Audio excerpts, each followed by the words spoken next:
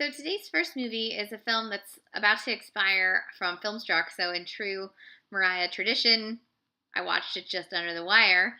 This is John Frankenheimer's The Train from 1964. Now, this played at the Turner Classic Movies Film Festival, TCMFF, in 2014 for its 50th anniversary. However, I believe it was playing opposite something else that I was super rare and needed to see.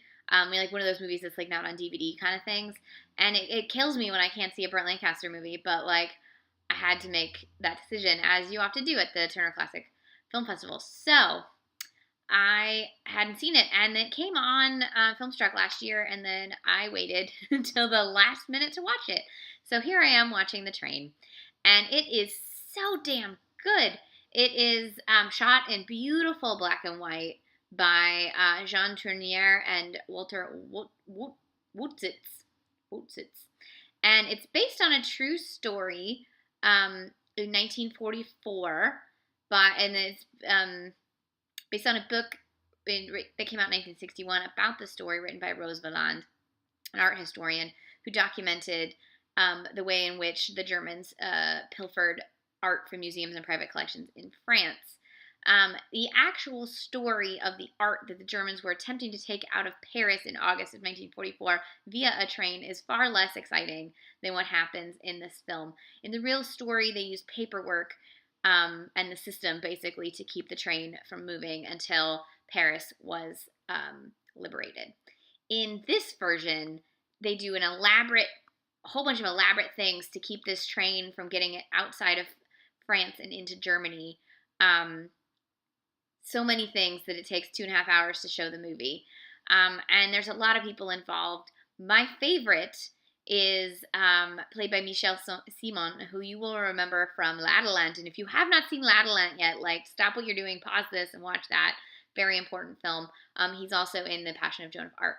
He is a cantankerous engineer known as Papa Boule. And at first, he doesn't really care about helping with the train. He's like, whatever, they've probably just pilfered more perfume. And then when he finds out that it's paintings and that it's things like Renoir and stuff like that, and it's the French heritage and things that are irreplaceable, he decides he's going to try to sabotage the train himself, because the lead resistance leader, played by Burt Lancaster, has already refused at this point. So he attempts and successfully manages to derail the train for a little bit, for a day. And in doing so, loses his life. Basically, he sacrifices himself to try to stop this art from leaving France. In seeing this selflessness, Burt Lancaster's character is like, shit, this old man is right. We need to do this. And so he and hundreds of resistance workers do all kinds of crazy stuff to get this train, to convince the Germans that this train is going to Germany, when actually it's going and turning around and coming back to Paris.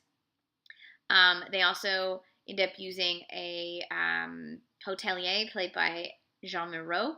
She helps out. She's not originally a resistance worker, but she helps a bit. And then all kinds of other things happen. And then the ending is sort of this amazing moment where Lancaster's character has pretty much succeeded. The Allies are coming, and the main German who has been trying to steal these paintings the whole time, played by Paul Scofield, amazing actor. He's like, yeah, you won because of persistence, but you don't even understand what these paintings are, and so I win because the paintings always belong to the people who appreciate them. And spoilers, Burt Lancaster is like, you know what? You just killed all these people, and I hate you. And he just plows him down with a gun.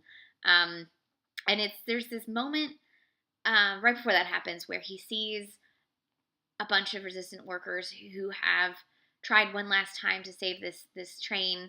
They've gotten on the train so that it won't be bombed, and the Germans just shoot them. And he's just lost it at this point. And then the very end of the film showcases like these people who've risked their lives for this art, with the art and it leaves it up to you to decide, was their loss worth it to save these paintings? Because I think the Lancaster character is never fully sure. He sees the paintings, he sees the people, he doesn't know who's worth more. But these people sure thought that their lives were worth sacrificing for these paintings. So it's really up to you to decide. It's just so beautifully made and tense, and every single character feels so real and so lived in. And I think part of that is the casting was so good that you get all these actors who really lose themselves into their roles, like Jeanne Moreau and again Paul Scofield, who would then win Best Actor a couple of years later for A Man for All Seasons. So, and apparently he was one of the great Shakespearean actors. So he's one of those guys that you almost wish they had recorded all those performances so you could see them. So this is the train. You have until the 28th to watch it on Filmstruck. It is so good. I highly recommend it. If you like black and white, beautiful black and white cinematography, if you like World War II films, if you like French Resistance films, if you like just really, really well-made thrillers, this is a film for you.